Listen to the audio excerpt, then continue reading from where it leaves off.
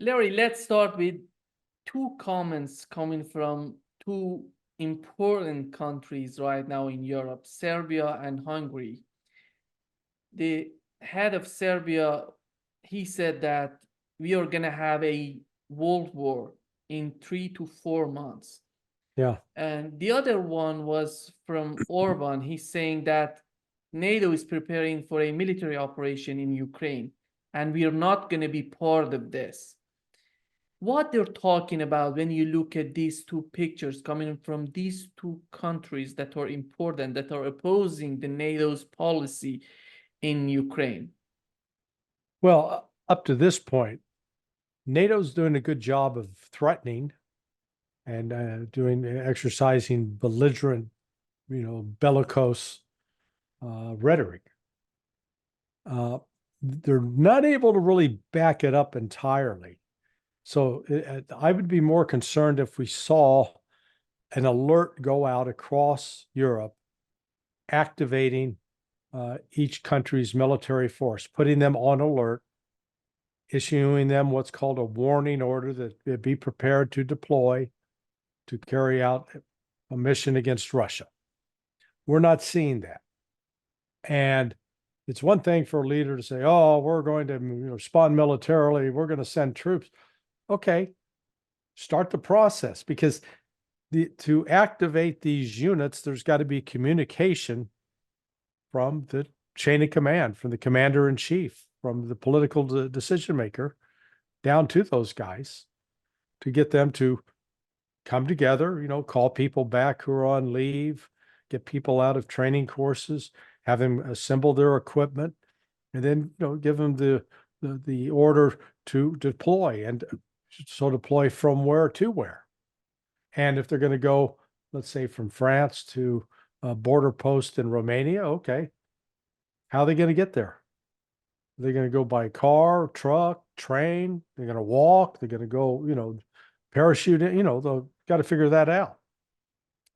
So what we're seeing is this, tough talk, but it's not being backed up yet by those kinds of tangible actions that you would expect to see if NATO was going to get involved full up with its troops on the ground.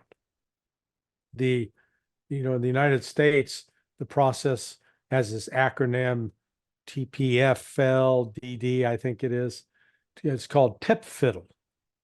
And so tip fiddle is basically a time-phased process for which troops are activated and then forward deployed. And like in the case leading up to the 2003 invasion of Iraq, that tip fiddle process took about a year. So it started, 12 months out. NATO is also, threatening to supply, more Storm Shadow, ATACMS. Germany's been sort of vacillating about whether to supply the Taurus or not.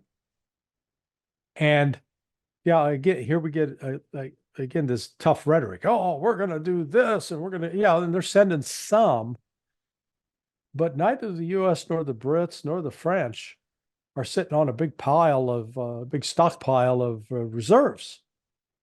In fact, they've been rapidly using up their stockpiles to the point that many military officers in all three countries are expressing concern that, hey, you've given away so much, we don't have anything left for ourselves. So, you've got to slow down, stop passing it out. And what arrives in the hands of the Ukrainians, they fire it off. Well, there's not a ready resupply.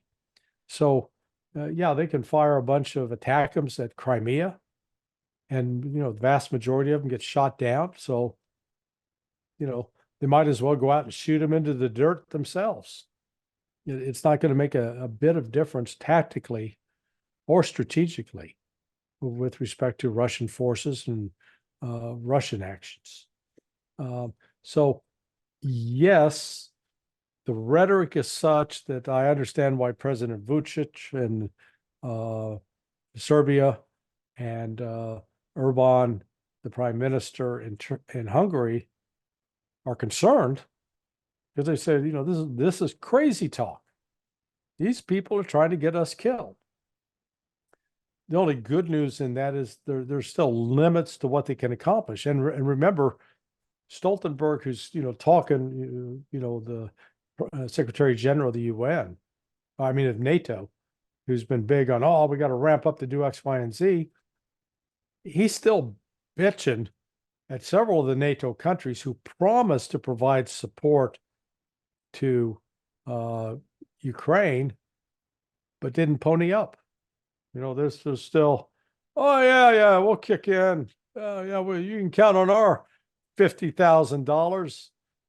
They come around to collect it. Oh, that seemed to be a little short right now. Get back to me next week. That's what's going on with them. Larry, Stoltenberg is talking about decades of conflict in Ukraine. Do you think they want to make the conflict in Ukraine as we saw in Afghanistan, in Iraq? Russia's not stupid enough to get involved with something like that. They're going to put a quick end to this one of these days. I think they're content right now to attrit the Ukrainians, and that attrition process has been accelerating, not decelerating. Last year the Ukrainians were suffering around 600-700 casualties per day. Now it's triple that. It's around 2,000. You can't keep that pace up. I mean, that's basically a brigade per day. So over the course of 2 weeks, that's 14 brigades gone. There's 28,000 men gone. Keep that up for another 2 weeks at that same pace. That's 48,000 gone. Ukraine's not sitting on some unlimited supply of men, and they don't have trained men. That's the problem. And there's no shortcut to get around that fact. Training requires time. If I'm going to train you to shoot a semi-automatic pistol, you're going to have to spend a minimum of 6 hours with me to learn how to do it properly. Some of that's going to be work inside a classroom. Some of that's going to be work out on the range. But a minimum of 6 hours. And there's no way that you can, if you have no experience, there's no way to shortcut it. If you have experience, yeah, we can eliminate some phases. But that's not, all the guys with the experience and training, they're either in the army or they're dead or wounded. Do you think that they're gonna send F-16s? They're talking every time they're talking about F-16s. Is Ukraine gonna get these fighters or not? In your opinion? No, I think probably, yeah. And they're going to get them, and Russia's going to destroy them. And they're gonna put it inside Ukraine or outside? No. They're going to have to be based in Romania, which if they land in Romania and then they take off from Romania, fly into Ukraine and start hitting Russian forces, then the Russians will hit those Romanian air bases and destroy those planes. That's simple. And at that point, Romania's got to decide, is it going to declare Article 5 and go to war with Russia? Because even if they, quote, activate Article 5, every other country's legislators got to go, yeah, we want to fight Russia too. Yeah, I can see the Italians going, oh, this is not tutto bene. It's not all good. Let's wait. And, I see particularly Germany. Germans would be most reluctant to get involved. So all of a sudden, yeah, let's everybody, come on, guys. And they're running forward and they look back and nobody's behind them. Then they're going, uh-oh. So that's, I think the prospects for all NATO countries signing on to that is remote. But, and that's one of the things you're going to have to factor. One of the reasons they're not going to deploy the F-16s into Ukraine, the runways basically have to be pristine. I mean, free of debris, no crap blowing across it, no rocks, and they've got to take time to make sure that that's cleaned up. Well, you can't guarantee that in Ukraine right now. And even if they land and have initially a pristine airfield, you can be sure Russia is going to be peppering it with some cluster bombs, cluster munitions, which are going to put pitting and little concave spots throughout the runway. It'll make it difficult for the plane to operate. So I don't see that being based there. Norwegian Prime Minister is talking about Norway, Sweden, and Finland have agreed to create a military transport corridor through the northern part of their territories. First of all, two questions when it comes to this type of declaration, this type of mindset. Why, if they're doing this, why they're talking about it? If it is something important. The second question would be, why would they need this corridor if they don't want to confront Russia? Yeah, no, what they're creating is a casus belli. They're creating, up to this point, Russia didn't have to worry about them creating a potential military threat on their border. Now they do. And add to that the fact that Sweden on Tuesday, I believe it was, the 18th, their parliament approved this joint agreement with the United States that basically opens up 17 bases in Sweden to U.S. nuclear weapons. But they're out of their damn minds.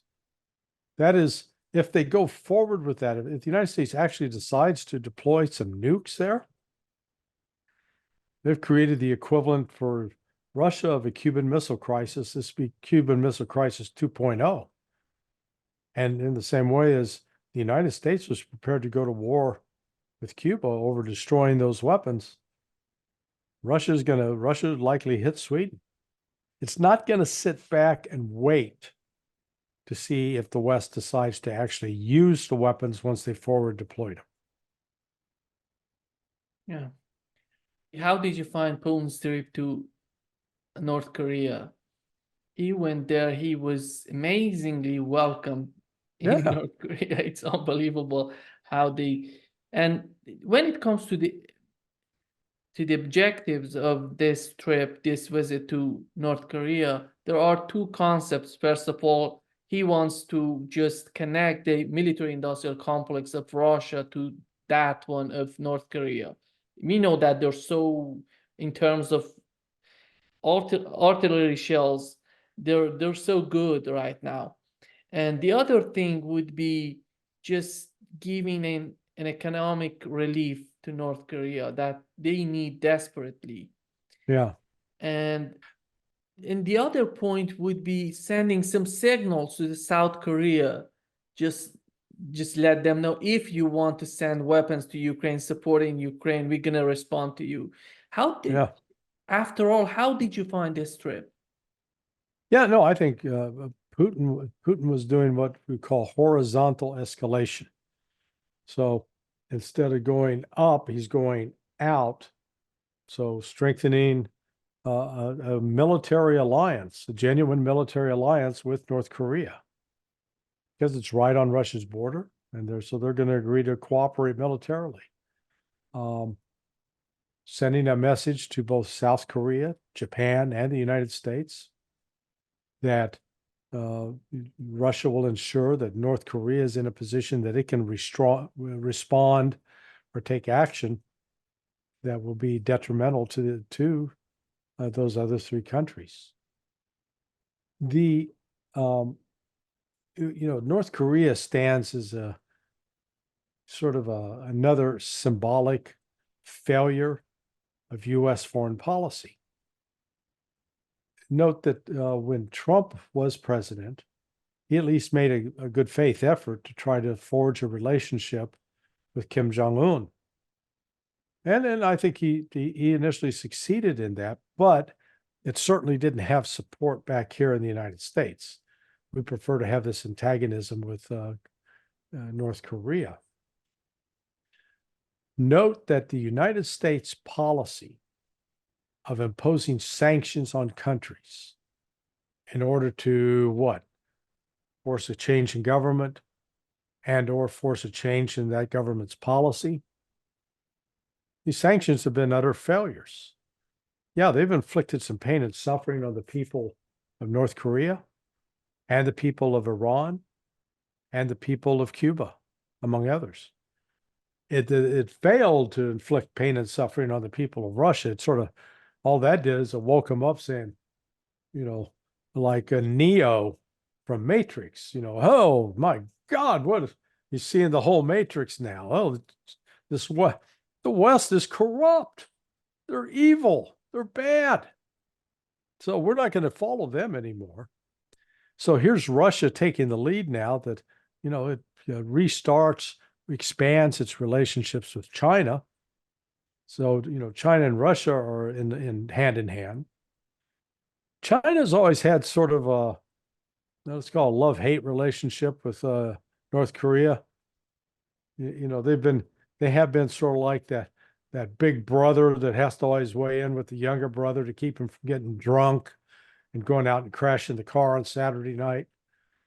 And, the North Koreans are a little resentful of that, but the Chinese want to make sure that they don't go out and do something crazy. But I wouldn't be surprised out of Putin's trip now, that, because understand, they signed some agreements. Well, this trip, there had been Russian diplomats and North Korean diplomats traveling back and forth between Pyongyang and Moscow for at least the last 6 months, working on these agreements, working on the language, working on the translations, making sure everybody understood what they meant when they said certain words and phrases. So when Putin shows up with Kim Jong-un to sign those agreements, this reflects a lot of prior work that had taken place. And so it shows that this is not some, Putin didn't just wake up last week and go, damn, I think I'm going to make me a trip to North Korea and I'm going to piss off those Americans. No, this had been planned. It was the Russians are really good at strategic planning and thinking ahead. And so it was surely coordinated with Lavrov, surely coordinated with the defense ministry. It probably started under Shoigu, to be honest. So that's, that's one of the real implications of this visit, that Putin's signaling, and they had thought about it for a while, that, we're going to be with, North Korea is not alone. We got their back. The other element is the level of military cooperation. Now, the West keeps insisting that, oh my God, if were it not for North Korea and China, Russia would be beaten. They just couldn't, survive. That's a bunch of crap. But what it does do is Russia allows North Korea to come in and test its weapons in combat. Yeah, you get to see how they work. Get to try it out.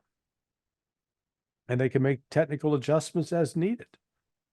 Korea also has an ample supply of labor that if they go to work in Russian factories, it's going to do two things. It's going to bring currency back into North Korea from Russia, so it will enrich the country and it will boost their economy. So this was, from Putin's standpoint, a win-win, as well as from Kim Jong-un. And if anything, it probably gives Russia more control, or at least it's in a position to better influence the North Korean government. What's the importance of Vietnam to Russia, in your opinion? He went to Vietnam right after the trip to North Korea, and we saw that how they were welcoming him, and the way it was amazing as well.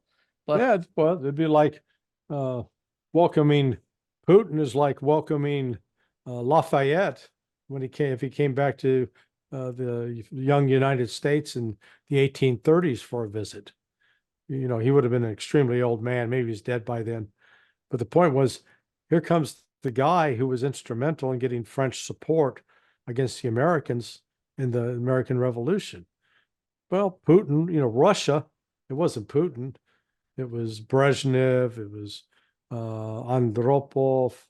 Gromyko, the old guys back in the 1960s played a critical role in supplying weapons and armaments to the North Vietnamese that they then used to kill American soldiers. And, they killed 58,000, a little more, but they helped Vietnam win that war. And remember, prior to that war, there was a period where the Soviets had a naval base at Cam Ranh Bay, and then that sort of disappeared during the course of that war. I'm not sure they ever got it reestablished, but they very well could be looking at reestablishing that. So Vietnam is an economic. It's becoming a potent economic force in Southeast Asia, one that has to be paid attention to. And Russia was saying, hey, yeah, we need to pay attention to you too. Yeah. When you look at the summit in Switzerland, there are two comments coming from the president of Finland. He said that Russia invaded his country during the Second World War. Yeah. I mean, they're at least Finland at the time was sympathetic to Nazi Germany, but there had been this border dispute going on for a while between Russia and Finland, and Russia got the worst of that battle. They were unprepared to fight. It was in the winter, and the weather was bad, and they ended up losing essentially to the Finns. But dredging up World War II, that sort of shows how desperate the West is. Because and what's been amazing to me is that they lie. They so repeatedly lie about what occurred in World War II, and to the point of suggest, like the Canadians suggest, oh boy, these Ukrainians, man, they're fighting against the Soviets. Yeah, because they were wearing swastikas and they were aligned with the Nazi SS. Please, just be honest about what you're doing. Yeah. And the other comment was the president of Poland. He said that we have to decolonize Russia. Just breaking into federations, 200 federations. Unbelievable what he's talking about. And this was supposed to be a peace summit. Then they're talking about peace, not talking about more conflict, more problems, making more problems within the conflict. Well, note that Russia, in turn, was not talking about breaking up Poland into separate republics or doing that to any other of the NATO states. Simply, his offer was pretty straightforward. He should have started off saying, remember that offer we gave you 2 years ago, March, where we were willing to let you have Luhansk and Donetsk back in exchange for a pledge of neutrality? Screw that. We're keeping those, and we're going to take Kherson, and we're taking Zaporizhia with us as well. You get the hell out. Then we'll talk. NATO, oh, we're outraged. We're not going to talk to you. And Putin's fine. Okay, boys, take it. And they're going to continue to move and take control of those two pieces of territory. Now, I know that some comments have emanated, I know with Pepe Escobar, for example, suggesting that there was some upset in Russia domestically because Putin, when he made that announcement, didn't say anything about Kiev or Odessa. Saying that he probably should have clarified that. Well, I personally think that was deliberate because he wasn't gonna put Odessa and Kiev on the table. By not even talking about them, he's leaving them off the table so that he can act if he chooses. So that's, I think he fully anticipated the West to reject it. And he's going to go, okay, good. We'll press forward and we'll secure those territories on our own, and we'll kill a lot of Ukrainians in the process. If the West continues to support Ukraine, if they decide not to negotiate with Russia, would be Odessa, Nikolaev, Dnipropetrovsk, and these cities. And in your opinion, if Russia goes to Kiev, if Russia captures Kiev, do they really need to go to the western part of Kiev, or the western part doesn't need, and it's gonna just collapse because there are various ethnicities in those parts? Yeah. Polish, Romania. Yeah, I don't see, Russia's definitely not going to go up to the Polish border and have to run the risk of pacifying some hostile territory, because there are a lot of there'll be a lot of angry Catholics and angry Poles, people with Polish heritage, people of Romanian heritage, even people of Hungarian heritage that would push back. And so I don't see Russia doing that, but they are very likely to definitely take control of Kiev and Odessa, because Kiev is a Russian city. It was the birthplace of Christianity in Russia, with the Eastern Orthodox Church in 989, 998, somewhere in there. So it's been around for a while as Russian territory. Similarly with Odessa. So I don't see Russia walking away from those, or Nikolaev. They're ultimately going to take them.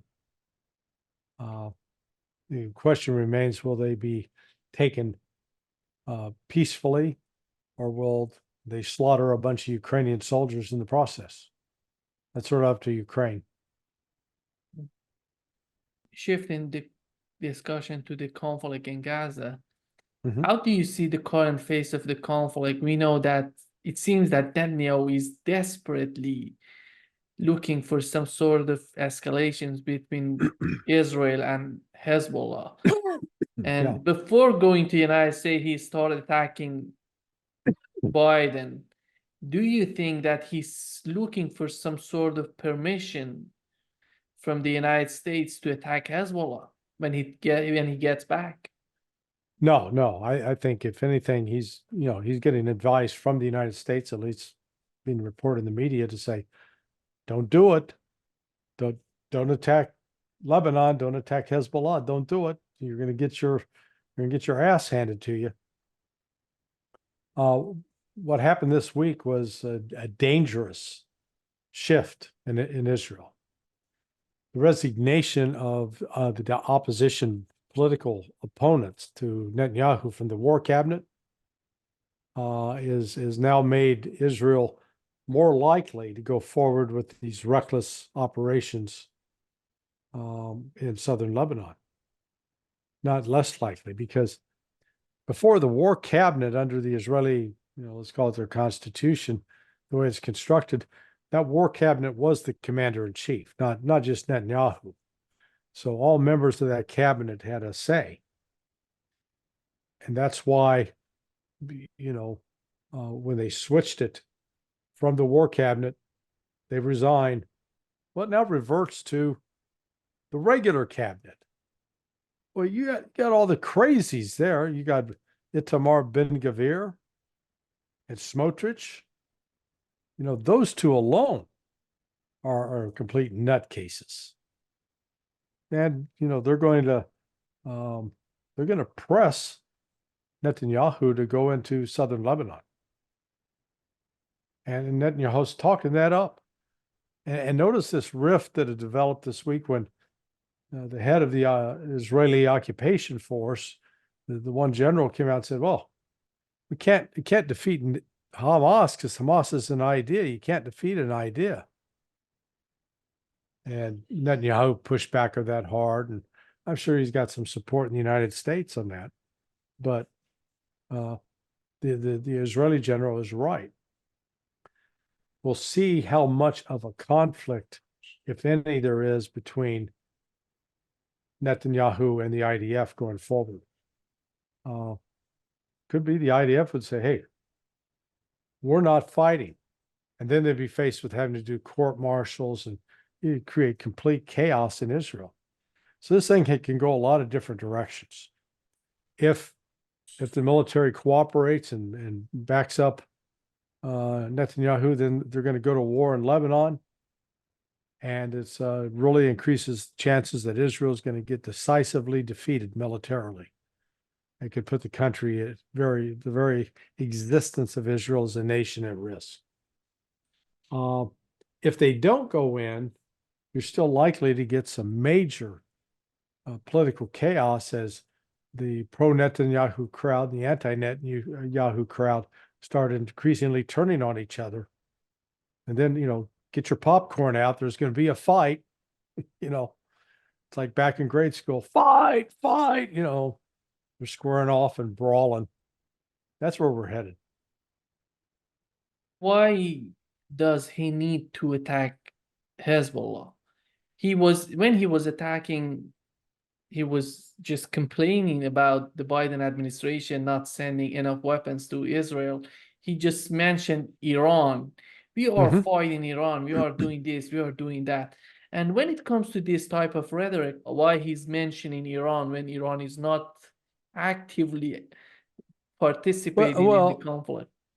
Yeah, Iran has a close relationship with Hezbollah, and Iran has supplied Hezbollah with some critical weapon systems. But Hezbollah is still sort of its own animal too. That's what people don't appreciate. They're not this puppet at the end of a string that Iran's pulling, and they gladly hop around and dance. Hamas is its own person. Hamas has basically forced at least well over 100,000, if not more, Israelis, settlers who were inhabited swaths of North Israel to abandon home and head south, go to hotels, find some place to hide out so they're not getting shelled. Because Hamas has been able to shell a lot of these settlements and set them on fire, set fields on fire, attacked military installations, attacked military observation posts.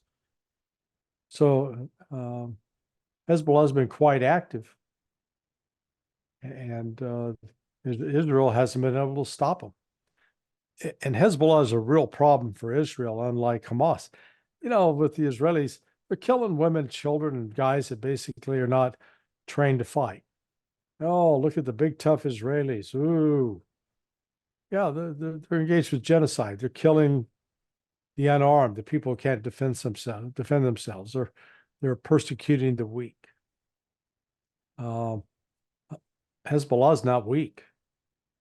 Hezbollah is estimated at least 100,000 man army. Talking army now. We're not talking you guys that wear a headband and show up on weekends to chant. Okay, we're talking guys that have been actually deployed into Syria, that have fought against Syrian rebels and members of ISIS.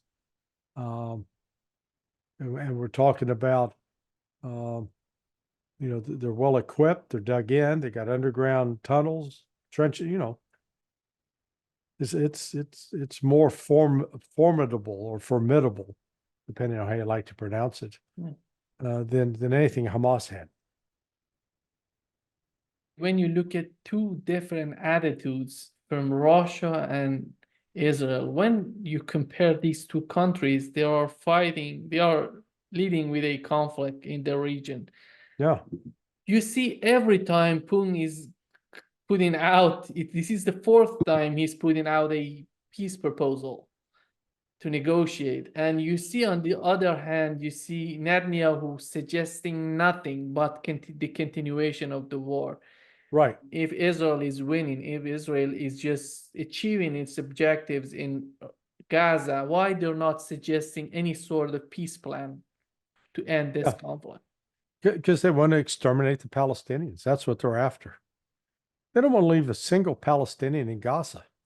They want Gaza for themselves. They want to build beachfront, as we saw Jared Kushner Trump's son-in-law. Oh, we're going to build beachfront hotels and restaurants and condos and, big real estate development. But what about the people that live there? Screw them. Let them die, force them out, send them to Egypt. We don't care. Just get them the hell out of Gaza. It's no longer their territory. That's what the Israelis are doing. Do you think that when this conflict started, they thought that Egypt gonna just open the border and let all these Gazans just go in, just going there and just that then close the border and not letting them back? And this was the plan. It seems to me that has failed. That has already failed. That they couldn't do that. Yeah, that was their hope. The United States, I mean, they apparently offered to Egypt. They're like that TV show here in the United States. Let's make a deal. Hey, we're going to forgive your debt, forgive all your debt, and we'll give you some new weapon systems. And hey, we're going to give you a little bit of additional money if you will let the Palestinians come live in Egypt. Egypt went, nah, I don't think so.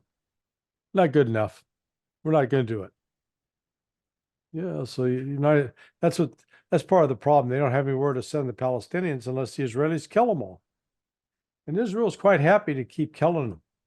They don't care. They view, I can show you messages. I haven't confirmed if it's really from the defense minister Gallant or if it's just made up. But it basically talks about wiping out all the Palestinians, kill the women, kill the children, kill the babies, because they represent a threat for the future. Destroy the future of the Palestinians. Let's say there was a period when the United States was like a beautiful woman, very attractive, cultured, somebody fun to be with. Hey, you've got the best music and the best clothes, got really great food that's going to cause diabetes, but what the heck, eat those McDonald's burgers. And the problem now is here we are, so that's that young woman in her 20s, just knock out gorgeous. Okay, 40 years later. The problem is the United States still thinks it's that the young woman, beautiful young woman. But the United States has put on 60 pounds. We're ugly. We got skin rashes. And we're nasty, downright nasty. We're abusive to other people. We're insulting to other people. We get into fights with other people. And then we wonder, God, why don't they like us? Oh, I don't know. Maybe it has something to do with your tendency to try to start a war or impose sanctions upon somebody every time they don't do what you want them to do. And I keep returning to that issue of sanctions as far as how stupid it's been on the part of the United States. You would think a policymaker would go to the CIA and say, hey, give me a study. Show me the instances in history where sanctions have worked. And what's the definition of worked? Well, the definition of worked or effective is it forced a government to change its policy, or it led to the ouster of that government and its replacement with one friendly to us and our needs. How's that worked out? Well, Cuba, still there. They got a new president, younger, taller, probably better looking than Fidel, more energetic. Then how about Iran? Iran's economy is starting to grow. And even with the death of President Raisi and his foreign minister, they're on the road for a new election, and their relationships with Russia and China are giving them an out that they're no longer trapped economically. Talked about North Korea, again, a pariah state that nobody's supposed to deal with, but Russia's going to say, "Oh, we'll deal with you." And, banks, it's going to open up some economic opportunities for North Korea. So the point is here, with all these sanctions, the West isn't accomplishing anything other than convincing other people. The United States is dangerous. They're your enemy, not your friend. When you lose that kind of ability to exercise diplomacy, you're in trouble. Yeah, if Turkey joins BRICS, that would hugely pave the path for Serbia and Hungary to join BRICS, because they would say Turkey is part of NATO, that they're joining BRICS. Why not us? Why we can do that? Well, again, yeah, when you're Turkey and when you're Hungary and Serbia, you reach a point where you say, why are we a member of a club where they treat us like crap, where they insult us, where they bully us, where they threaten us with sanctions? Why do we put up with that? Just put it into how you would act in your own personal life if you had an abusive friend that was, stealing from you and, hitting you and insulting you in public. And, after a while you go, I don't want to even be around that person. Keep them away from me. That's what the United States has been achieving with its diplomacy under Joe Biden. And because we know that these countries are landlocked and they don't have access to the sea, and Russia can provide them with access to the Black Sea. Yeah. The future is so different, Larry. It's changing, and it's changing drastically. Well, and what's driving the change is that the traditional controls we thought we had in place are no longer there.